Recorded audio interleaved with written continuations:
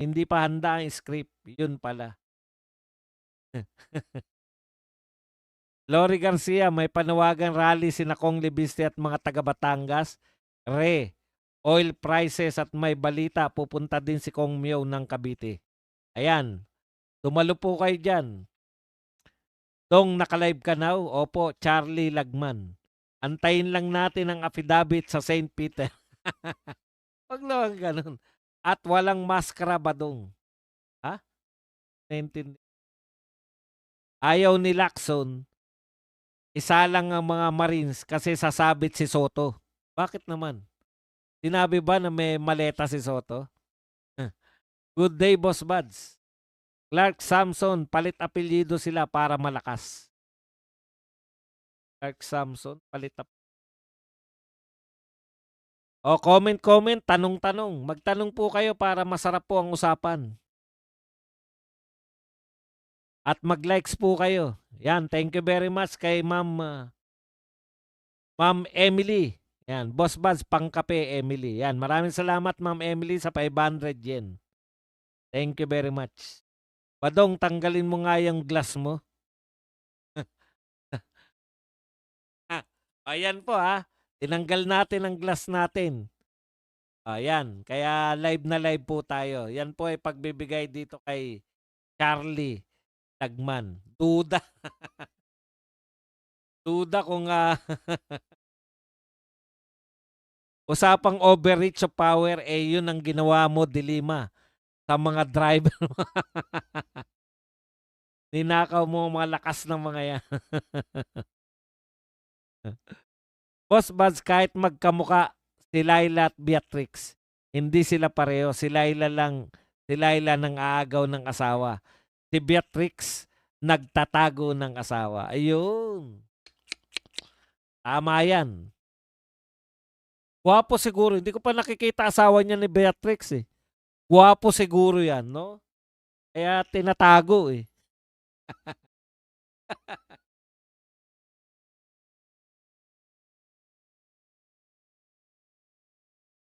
Like Dana Serbads watching from Doha, Qatar. Good day po. Maria Lilibet Sumalpong. Nakahinga-hinga yung mga taga Qatar, UAE, Saudi, Kuwait. Nakahinga kayo, ha? 2 linggo kayong pahinga sa bomba.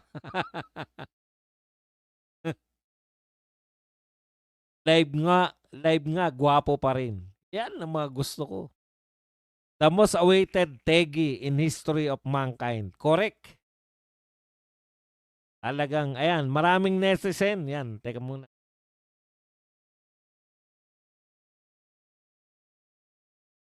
Ano yun? Pasa ko yung maraming net. Ha? Ano na-contribute ni Lacson? Baka tong bayan na nag-contribute kay Lacson. Buong buhay niya tayo nagpapasahod sa kanya. Wilfred Rees. Hindi, nung panahon ni Erap, marami po nahuling mga ano yan eh. Sindikato, di ba? Marami po yan eh. Usapang overreach yan. Boss Buzz, kahit magkamuka yan. Kahit anong like Dan na sir. Marami netizen na nabawagan. Ano nabawagan? Nanawagan kay Father Flaby na tulungan yung 2 adik na pinakulong ni Isko sa Manila dahil sangkot sa hold up. O Father Flaby, pagkakataon mo na to ngayon. Sagipin mo.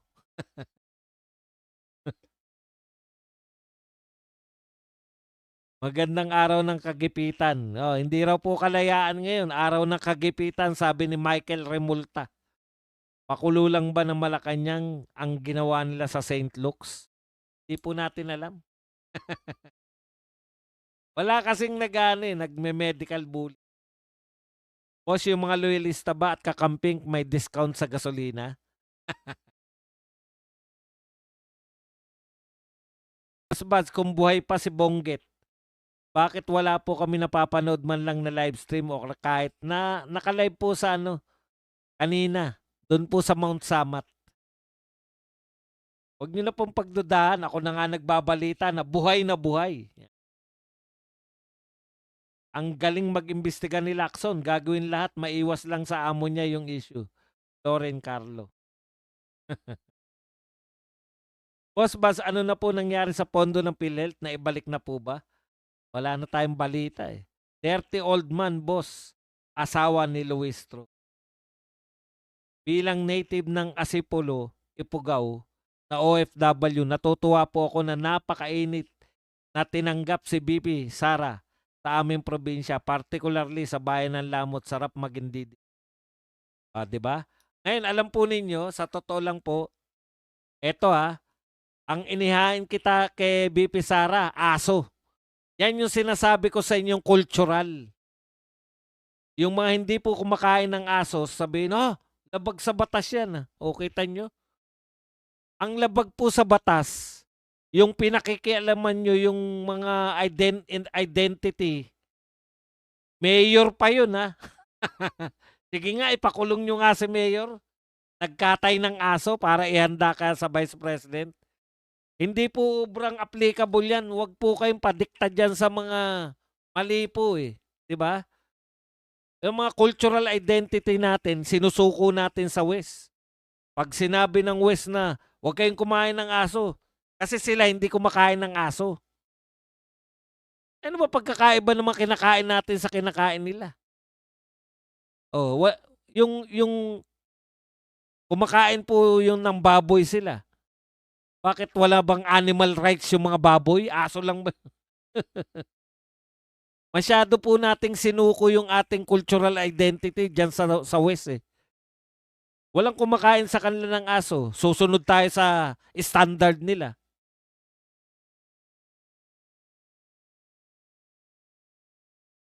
Ganyan po yung mga mahilig magbawal eh. May mga vegan, di ba? Mga vegetarian.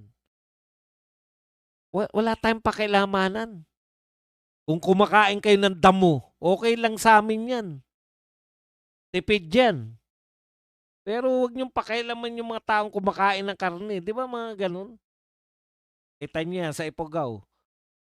Yun po ang inihanda kay BP Sara, aso. Boss Bad, ceasefire po ba sa HOR? Hindi, tuloy-tuloy po sila. Ka-14. Saint Luke diversion lang dahil wala silang magawa sa energy crisis at flood control corruption. Ede. Wala na maasahan dyan kay Ping. Last term na kasi niya daw ayaw niya nang tatakbo sa susunod. Ang labag po sa batas ay yung pagnanakaw sa kaban ng bayan. Kala ko pagnanakaw ng aso.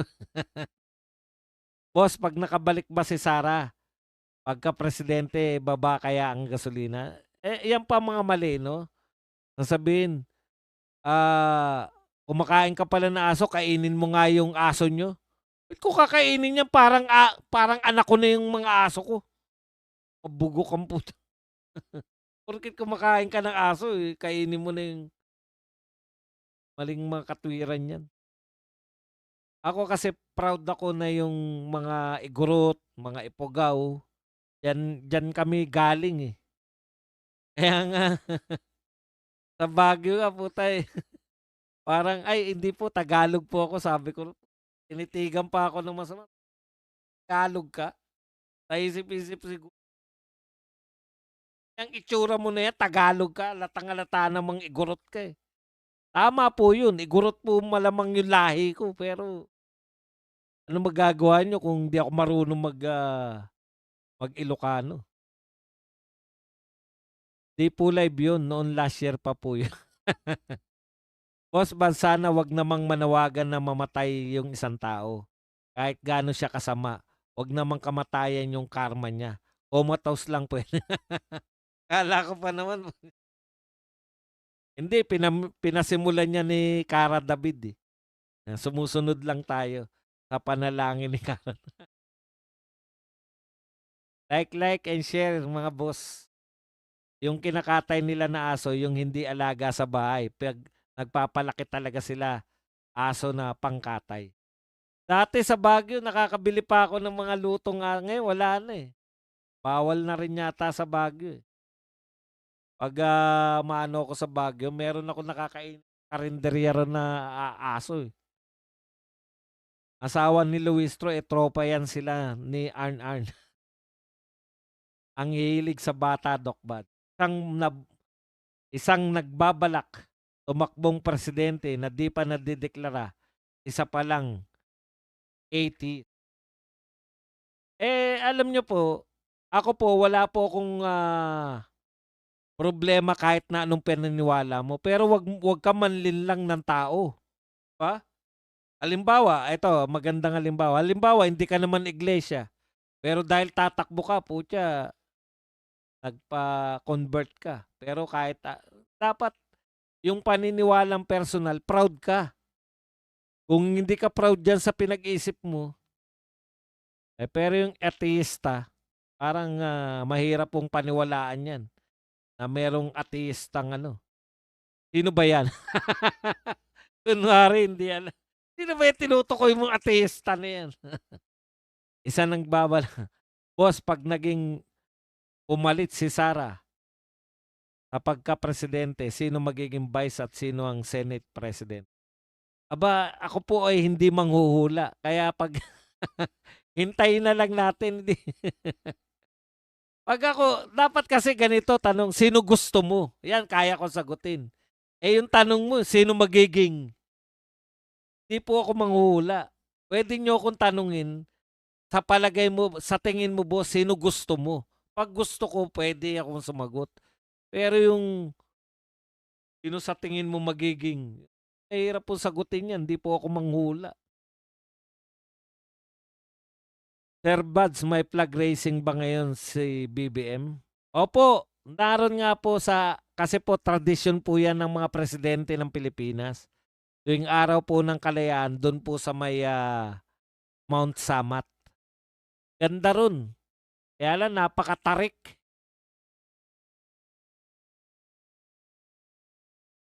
570 likes, pindot-pindot naman diyan. Basta boss, maningil ka 'pag may natuluyan, magpapa-pink ako.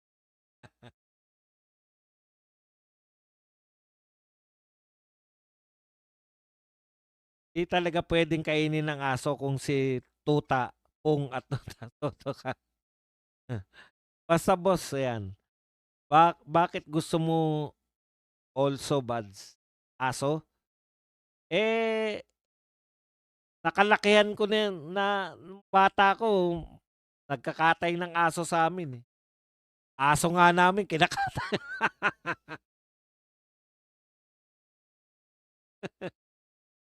'Di ba gano'n? Ang culture po kasi, hindi ka naman nagko-question niyan niyan, eh, nakikita mo 'yan, eh, 'di ba? Kinakain niya 'yan. Parang mahirap po ipaliwanag bakit mo nagustuhan. Culture po 'yan. Halimbawa po, hindi po kayo palakain ng pakbet. Teka muna, na pala ako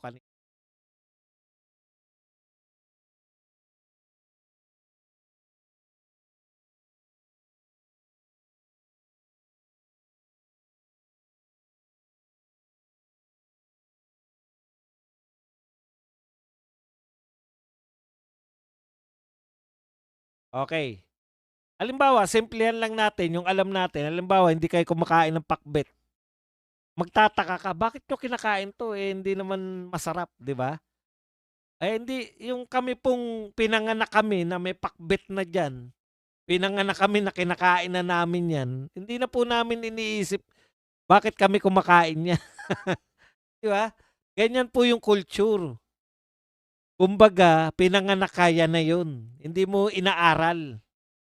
Parang ang pagkain po, as natural yan as yung nagsasalita ka. Hindi ka naman tinuruan nung bata ka, eh, 'di ba? Basta ka na lang natutong magsalita kasi naririnig mo nag-uusap yung mga tao. Halimbawa, Ilocano ka, yung salitaan sa inyo Ilocano, malamang una mong salita Ilocano. Ganyan din po yung pagkain, mahirap pong ipaliwanag yan kung bakit mo nagustuhan. Yung foreign sa'yo, halimbawa, ngayon ka lang makakatikim ng mga pagkain ng ibang bansa, nagustuhan mo. O yun po, pwede niyong tanungin. Kasi ang sarap, eh. Yun pwedeng ipaliwanag. Pero yung aso na tatanong mo, nung kultura na yan, eh. Nariyan na yan, eh. Hindi po dahil sa Ilocano ko. Nung araw, sa mga community ng mga, mahihirap, normal po yung pagkain ng aso. Kasi pulutan yan ng mga lasinggero. Yung tatay ko, isa po dun sa mga lasinggero. Nakaka so, na-a-adapt mo po yun, pulutan, sarap. Yun na yun. Boss Bad, ceasefire pala. Sa HOR, this ceasefire. Salamin lang po, maganda sa mga yan. Freeze. Sa Vietnam, special food ang aso. Alala ko noong 2024, araw ng kagitingan, may white powder sa ilong si BBM. Napakamot si Gibo.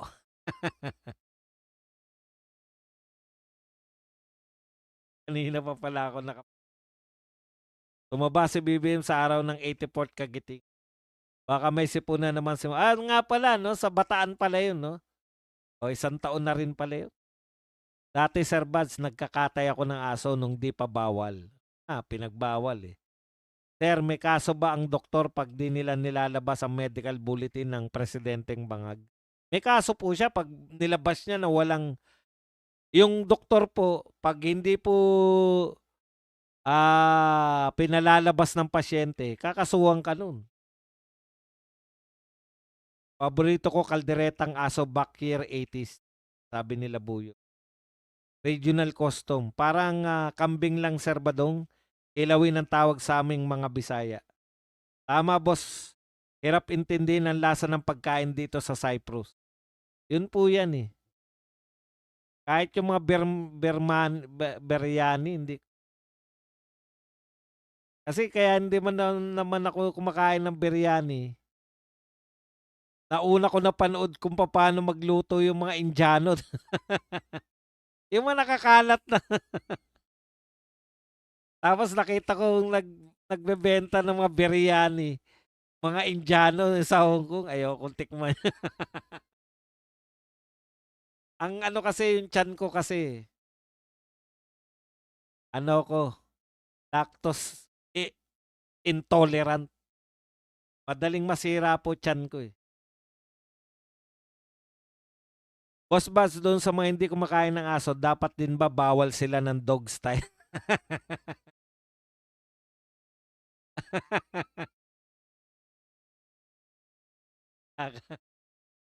Totoo yan, Boss Buzz. Dati may nabibilang kami ng pulutang aso sa retiro, lahat lahat ng luto. Ngayon, halimbawa, yung kambing, no, may kambingan kahit saan eh. Eh kung pinagbawal na naman yung kambing, di mawawala na ng adobo sa gata. Kung tegi na siya, na yan siya, nagsiliparan ng mga buhaya out of country before announce na dead siya. Correct. Naunahan ka na ng daliri mo, Boss Buds. Sana may magsumbong kay Tech Dave Gomez sa fake news ng Philippine Star. Dati ibang mainstream media featuring Enrile and Bersamin. Di naman fake news, nanlilito sila eh, di ba? Di fake news, ano pa yung isa? Yung parang fake news, fake news din. Pekening fake news. Pekening fake news yan, oh. Boss, walang breed. Yung aso sa amin, native, ika nga. Pati kami, native. Kaya lahat ng kinakain namin, native. 1K lang native na aso, kaya sulit. Sa Koreang au-au special menu nila, yun lalo pag winter. Okay. Wala naman pong masama dyan eh. Ang masama, pag masama ang luto.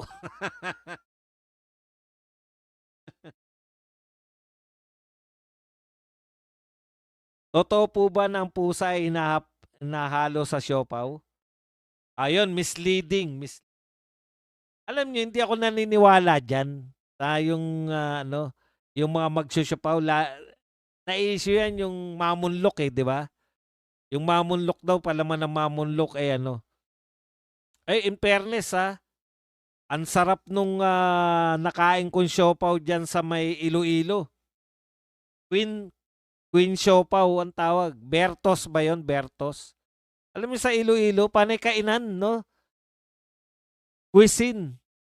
Yung dadayuhin mo dun, yung kainan. Kaya pupunta ka sa molo, kakain ka ng pansit molo. Pupunta ka sa Lapas, kakain ka ng Lapas Batchoy. Yun yung ano dun eh. Yun yung ano sa Iloilo eh.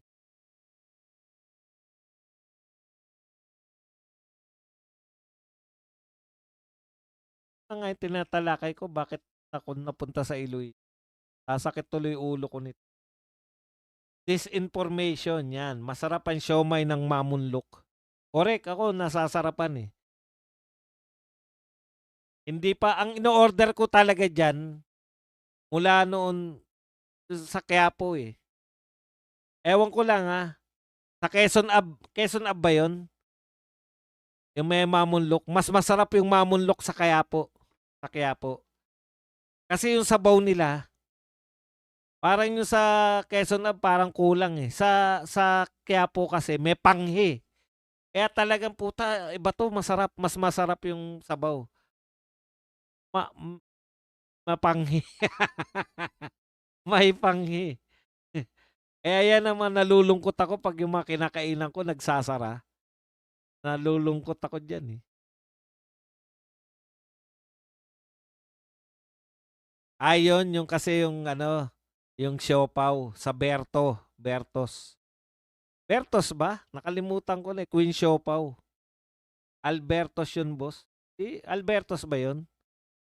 Boss Bas, nakakain ka na ba ng ahas? Pinakain ako noon, sabi sa akin na manok daw yun. Nagtaka ko bakit ang daming buto ng manok. Di pa ako nakakain na ahas. Sir Buds, dun sa Quiapo. Mas masarap dun eh. May panghi kasi.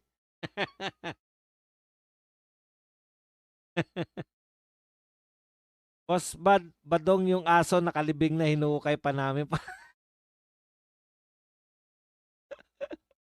Namatay dahil may sakit. Palupit. Yes, di pa bibitin ang Iloilo sa kainan. May seafood anggo. Seafood anggo.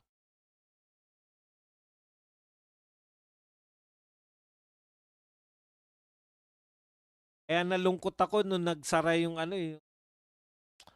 stateside hamburger. Talagang yun talaga yung kabataan ko dun. Bago ako umuwi, kain ako dun. Yun talagang literal na fast food. Talagang ang bilis nyong kumain dun. Dahil ang dami nakapila eh. Buhay si Bangag last year araw ng Bataan Day. May seafood anggo.